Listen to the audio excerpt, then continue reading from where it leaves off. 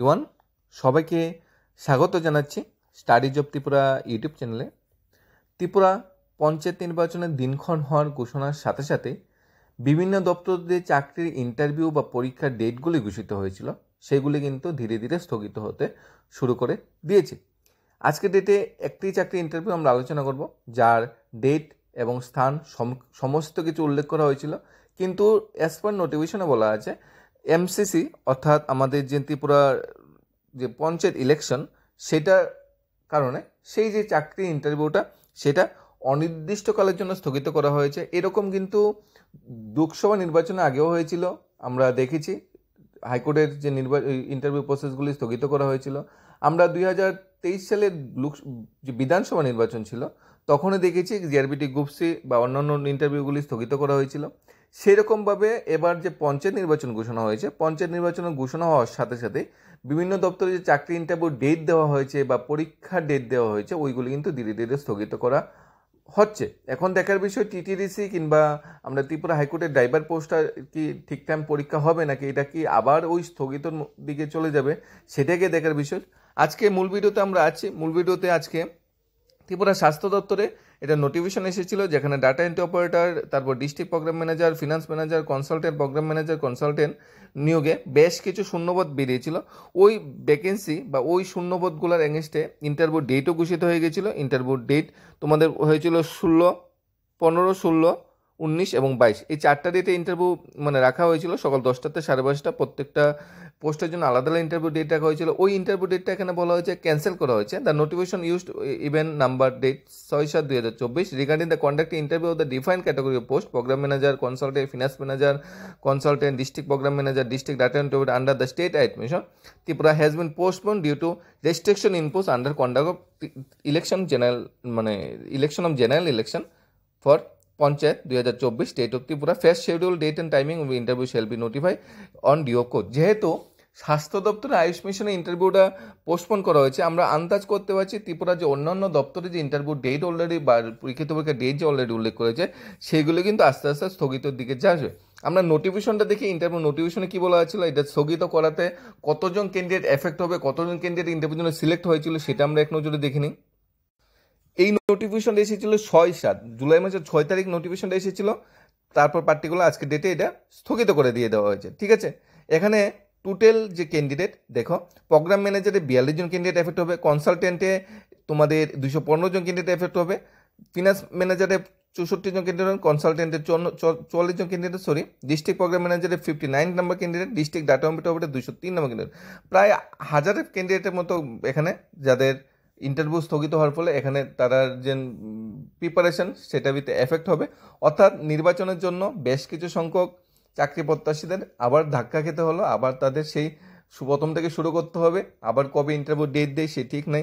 Programme ম্যানেজারে যারা selection বা ইন্টারভিউর জন্য স্থান পেয়েছিল, সুস্মিতা ঘোষ, রাহুল দে, সৈকত শাহ, শুভম সরকার, অঙ্কিতা বৈদ্য, তনুশ্রী রয়, চিরঞ্জিত দাস, রাজকুমার তৃষ্ণা দে, শুভজিৎ পাল, কীর্তন দেবনাথ, শুভজিৎ সিং, রাহুল দেববর্মা। তারপর এরকম করে প্রোগ্রাম ম্যানেজার টোটাল 42 জন আছে, লাস্টের জন প্রয়ান দাস, শান্ত মজুমদার, তারা স্থান পেয়েছিল। তারপর কনসালটেন্টের যে তারা স্থান পেয়েছিল ডক্টর সুস্মিতা ঘোষ, ডক্টর অনুপমা সরকার, ডক্টর মোহাম্মদ সোহেল ইসলাম, সুস্মিতা দেববর্মা, জয়ত্রী দেববর্মা। এইভাবে কনসালটেন্টে প্রায় 200-র কাছাকাছি, 200 কতজন, 215 জন সেই কনসালটেন্টের স্থান পেয়েছিল। অনিন্দিতা সিনহা, অনেশা রয়, সায়নী নন্দী, সঙ্গীতা দেবনাথ, বিশ্বজিৎ দাস। তারা কিন্তু চাকরি জীবনে বা চাকরির প্রত্যাশীদের লাইফে কিন্তু এফেক্ট হবে নির্বাচনটার জন্য। তারপর ধরে ফিনান্স ম্যানেজারের জন্য যারা সিলেক্টেড হয়েছিল, যারা ইন্টারভিউর জন্য সিলেক্টেড হয়েছিল, প্রশান্ত কুমার, অসীম দেবনাথ, সমকর চক্রবর্তী, চিরঞ্জিত দাস, জয়দীপ দত্ত, অনির্বাণ সিনহা, প্রীতম বাসুদেব, কতজন ক্যান্ডিডেট, কতজনের নাম বলবো, হিউজ নাম্বার ক্যান্ডিডেটের কিন্তু এফেক্ট হয়েছে। কনসালটেন্টের যারা স্থান পেয়েছিল, বিপদীত সাহা, তারপর শুভজিৎ ঘোষ, অনুপ কুমার নাথ, রাজীব চক্রবর্তী, তারপরে তোমার রাজকুমার সিনহা, তাপসী দেববর্মা, তারাও কিন্তু সেই এফেক্ট হবে। তন্ময় দেববর্মা, তাদের কিন্তু সেই ইন্টারভিউর জন্য আবার ওয়েট করতে হবে, কবে ইন্টারভিউ ডেট দেয় সেই জন্য ওয়েট করতে হবে। ডিস্ট্রিক্ট প্রোগ্রাম ম্যানেজারও সেমভাবে যেটা নোটিফিকেশন এসেছিল সেখানেও কিন্তু সেইভাবে স্থগিত করা হয়েছে। ডিস্ট্রিক্ট ডাটা এন্ট্রি অপারেটর যেখানে 4টা পোস্ট ছিল সেখানেও কিন্তু এইভাবে স্থগিত করা হয়েছে। অনেক হিউজ নাম্বার ক্যান্ডিডেটের যে ইন্টারভিউ সেটা আপাতত পোস্টপোন করে দেওয়া হয়েছে। পোস্টপোন করে একটাই রিজনটা হলো বর্তমানে ত্রিপুরায় এমসিসি চালু বা ত্রিপুরা যে পঞ্চায়েত ইলেকশন চালু হয়েছে, পঞ্চায়েত ইলেকশনের জন্য সমস্ত প্রক্রিয়া স্থগিত। এখন কোশ্চেন জাগে, টিটিডিসি অলরেডি ডেট দিয়েছে, সেটা স্থগিত হবে কিনা কনফিউশন আছে। তবে টিটিডিসি গ্রাম পঞ্চায়েতের এরিয়ার বাইরে টিটিডিসিতে ইলেকশন হচ্ছে না, তবে এটা পোস্টপোন হওয়ার সম্ভাবনা খুবই কম, কারণ স্টেপ বাই স্টেপ লোকসভা নির্বাচনের জন্য একবার পোস্টপোন, প্রশ্নপত্র ফাঁস হয়ে জন্য একবার পোস্টপোন। এখন যদি আবার এটার জন্য পোস্টপোন হয়, তাহলে চাকরি প্রত্যাশীরা মানে কোথায়, তাদের মানে পিঠ দেওয়ালে ঠেকে যাবে। এত বড় বারবার এত বড় বড় ধাক্কা আর মানে ত্রিপুরা চাকরি প্রত্যাশী কোনোদিনও পাইনি। হাইকোর্ট যখনই নির্বাচন ডিক্লেয়ার দেয়, তখনই তাদের হাইকোর্টের মনে হয় যে তাদের ইন্টারভিউ শিডিউলটা দেওয়ার। নির্বাচন ডিক্লেয়ার দেবে কদিন আগে, লোকসভার আগে ইন্টারভিউ শিডিউল দিয়েছে 31 মার্চ বা কত ডেটে, সেই ডেট ইন্টারভিউটা শিডিউলটা ক্যান্সেল হলো লোকসভা নির্বাচনের জন্য। এবার বিধানসভা আর এবার পঞ্চায়েত নির্বাচন 10 তারিখ ডিক্লেয়ার দিয়েছে, সেই 10 তারিখে নোটিফিকেশন জারি করে দিয়েছে এই বছর এই মাসে ড্রাইভারের যে লিখিত পরীক্ষা বা ইন্টারভিউ সেটা হচ্ছে। মানে কি বলবো, মানে যখনই ইলেকশন ডিক্লেয়ার দেবে ছুঁই তখনই হাইকোর্ট বা টিটিডিসি তাদের ইন্টারভিউ শিডিউল, লিখিত পরীক্ষার শিডিউল উল্লেখ করে। এতে কি হয়, চাকরি প্রত্যাশী সেটা বারবার মানে একটা প্রিপারেশনটা ধাক্কা খায়। আবার এর মধ্যে আবার আমাদের ইঞ্জিনিয়ার নিয়োগ, টিপিসি ইঞ্জিনিয়ার নিয়োগ পরীক্ষা কিন্তু ডেট শিডিউল উল্লেখ করা হয়ে গেছে। এটাও যদি আবার স্থগিত হয়, তাহলে টিপিসি যারা ইঞ্জিনিয়ার ভাই বোনরা তারা আবার ধাক্কা খাবে, কারণ তারা একবার পরীক্ষা দিয়ে প্রিলিমিনারি যে পরীক্ষা দিয়েছে তার রেজাল্ট নিয়ে একবার ধাক্কা খেয়েছে। তারপরে মে মাসে পরীক্ষা হওয়ার কথা, হাইকোর্টে একটা ধাক্কা খেয়ে তারা প্রিপারেশনটা সেখানে জব্দ হয়েছে। যদিও টিটিডিসি অনিয়ম করেছিল, অনিয়মের জন্য টিটিডিসি ভুলের জন্য এই ধাক্কা রেখেছে। এবার যদি আবার ধাক্কা খায়, তাহলে তো পঞ্চায়েত নির্বাচনের জন্য তাদের আবার ওই পিছুবে। মানে প্রত্যেকটা স্টেপে চাকরি প্রত্যাশীরা যারা চাকরির জন্য প্রিপারেশন নিচ্ছে তারা ধাক্কা খাচ্ছে। মেইন একটাই রিজন, পঞ্চায়েত নির্বাচন। এই পঞ্চায়েত নির্বাচনের পরে হয়তো প্রসেসগুলো আবার শুরু হবে, কিন্তু সামনে আবার এডিসি নির্বাচন আছে, সেখানে হয়তো আবার ধাক্কা খাবে। কিন্তু সরকার বা গভর্নমেন্ট যদি ইচ্ছা করতো যে লোকসভা নির্বাচন 6 তারিখ যেহেতু নির্বাচন আচরণবিধি উঠে গেছে, আর পঞ্চায়েত নির্বাচন যেহেতু জুলাই মাসের 10 তারিখ ডিক্লেয়ার করা হয়েছে, এখানে পাশ 1 মাস 4 দিন সরকার সময় পেয়েছিল। 1 মাস 4 দিনে গভর্নমেন্ট চাইলে অনেকগুলি চাকরির প্রসেস, ইন্টারভিউ বা রেজাল্ট দিয়ে দিতে পারতো, তাহলে বেকাররা সেখানে অনেকটা লাভবান হতো। এখন হলো আগস্ট মাসের 17 তারিখ পুরো প্রসেস কমপ্লিট হবে, সম্ভবত নভেম্বরের দিকে এডিসি ইলেকশন ডিক্লেয়ার করা হবে। এই যে আগস্ট থেকে সেপ্টেম্বর অক্টোবর, আগস্টের পরে সেপ্টেম্বর অক্টোবর, নভেম্বর তো পুরো পাওয়া যাবে না।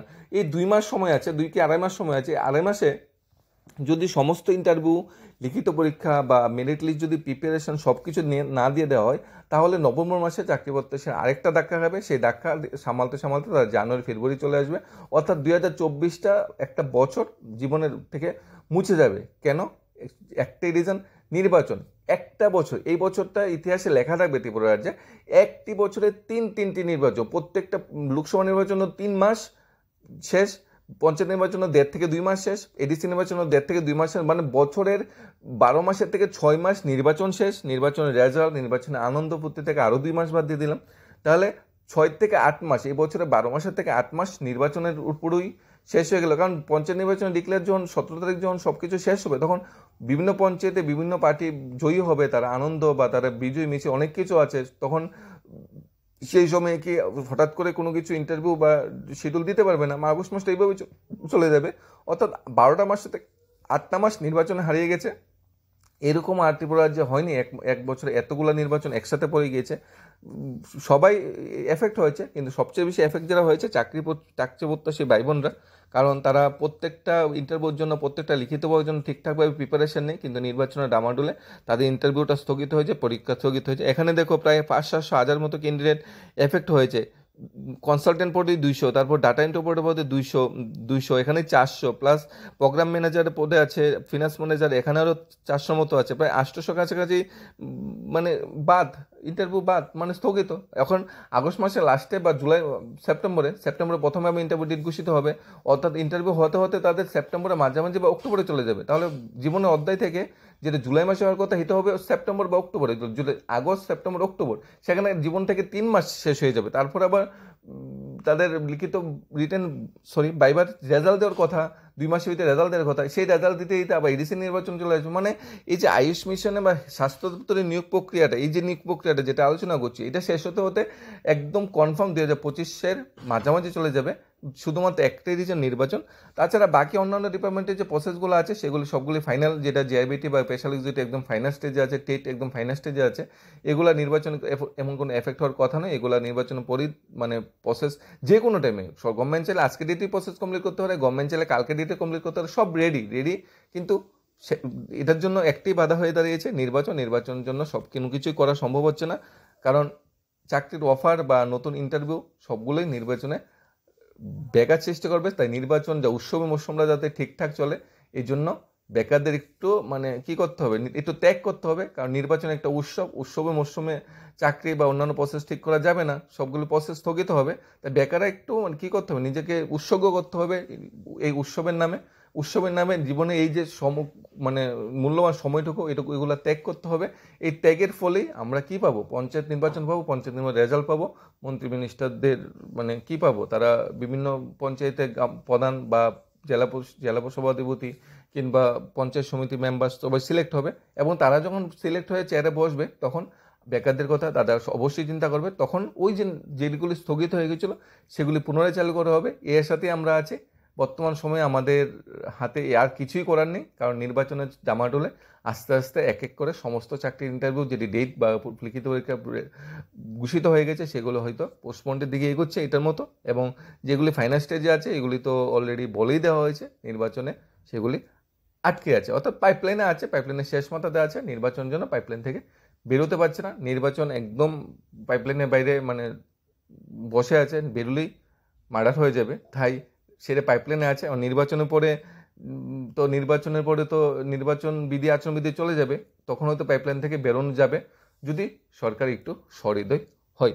ধন্যবাদ সবাইকে। Studies of Tripura YouTube channel.